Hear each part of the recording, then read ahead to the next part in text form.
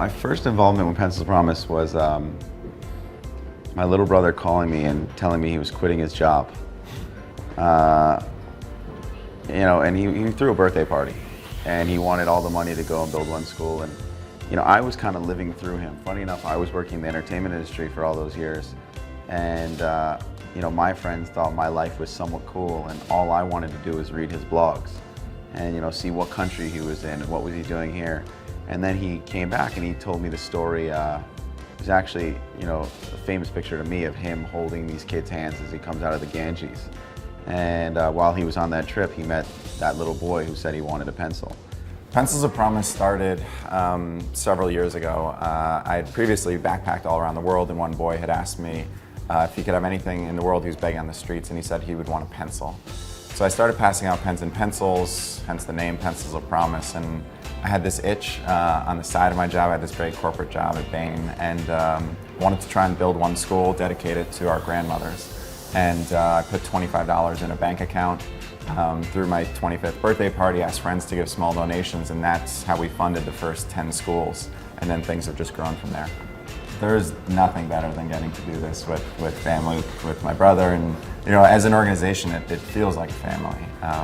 We were raised in a way that family values were number one, and education was really number two. And so to be able to work on something that furthers that mission for so many others is really special. I think some of his drive I'll take credit for. Being his older brother, but I'm going to take credit for it in a different way than you think. It's not like he looked at me and said, look at everything he's achieving. He looked at me probably growing up and said, I have to prove to everyone I am nothing like him. Because all I did was get in trouble.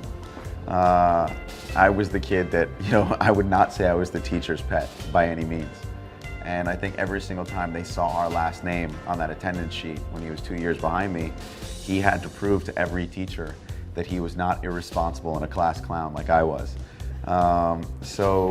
It developed him into just a very special kid who kind of delivered on every promise. I think Scott's been the single biggest motivator for me, for sure.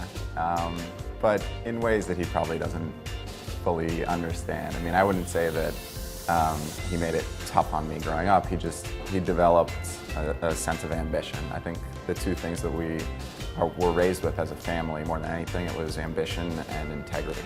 And I think when you can wed those two things together, you can set really, really audacious goals, but then know that you'll never cut corners or sacrifice your values to get there. I saw the work they were doing, and I said, this is exactly the kind of stuff we do. And we started collaborating, and we've always been collaborative between the two organizations. As far as my clients and the people that I work with, I'll use Justin as an example. I've never wanted them to be involved with Pencils of Promise. I don't like to mix things. I want to keep them separate. That's my brother. That's my work. However, I run my business like a family. So all my artists are like family. Justin is family to me. We've gone on family vacations. He was his roommate for 2 weeks. And Justin, at a very early age, because he saw what Adam was doing, was inspired the same way I was and chose to be involved. I remember the first time it happened. We were at a concert, and there was a father who was adamant about his daughter meeting Justin. And he was a very well-off guy. And he came up to me and he goes, I'll give you guys $10,000 right now to have my daughter go meet Justin. And I said, well, and he goes, just want her to go in, spend 5 minutes, take a picture. And this is very early on in his career. That's a lot of money. And I walked back, I had a conversation with Justin, and his immediate reaction was, well, isn't $10,000 build one classroom? And I said, yeah. And he goes, okay, tell him to come back, and I want the money to go to Pencils of Promise. I deal with a lot of people that kids and people feel are heroes. And I don't think Jesse's here right now, but he's a country director in Guatemala. And I actually went down with my brother, and I spent 5 days in Guatemala on the ground working.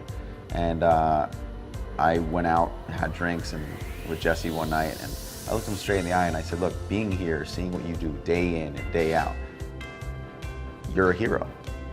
These people in this room, what they're doing, those are heroes, because they're giving everything of themselves to other people. So, you know, do I think celebrities can make a tremendous amount of difference in the world? Absolutely, if they choose to. And I'm lucky enough to work with a lot of them who choose to be those kind of, you know, role models. I'm 31 years old, so I'm comfortable enough in my own skin to say this now. But I was probably 25 when I called my dad. I broke down crying on the phone saying I was going to be a failure. And told him that, you know, I believe so much in Justin, I believe so much in Asher, but, you know, I'm out of money, I'm done, and I'm not going to ask anyone for money, but if I could get money by just throwing one party. But by throwing a party, I'd be a failure. And he goes, you've seen it this far, see it through. And that month, Asher wrote I Love College. And I Love College, you know, saved our business, and I'll owe Asher that the rest of my life. And then I was able to double down and really, you know, continue, you know, supporting and you know, nurturing Justin. And he is the most talented kid I will probably ever meet in my life, and one of the most hardworking kids. And we've gone on this incredible journey, and now, you know, Cody, Carly, The Wanted, Gangnam Style, you know, and this amazing artist, Tori Kelly, who performed at the gala last night. I'm desperately trying to be involved with her project, as I'm like fangirling over her every single day. I like music for the holistic experience of music, the artist, the look, the feel of the art that goes into it, and almost the energy that it gives you to hear a great song, and how you feel listening to it. You know, I think our house growing up was a musical house. There was always music on. There's a lot of Kenny G. Also, I'm not gonna lie. There was Kenny G, there was Pat Metheny, there was Baja, there was Sade. Definitely. John Cicada was played a lot, Michael Jackson. George Benson, the Allman Brothers. Yeah. I got, my man over there is just going like this. He's like, oh, you got some good stuff in the house. Yeah. we listened to a lot of blues, a lot of jazz, a lot of instrumentation, but then a lot of R&B also. We both loved R&B when we were early teenagers, and I think we both drew from those. Listen, I'm not gonna lie, I had Tevin Campbell Round and Round back in the day. Yeah. You know, it was, I had Soul for Real, Candy Coated Raindrops. Yeah. So we listened to a lot of music, and classic 90s R&B. Yeah. And so, yeah, I think he developed an incredible ear for hits, and I just developed an ear for music, period.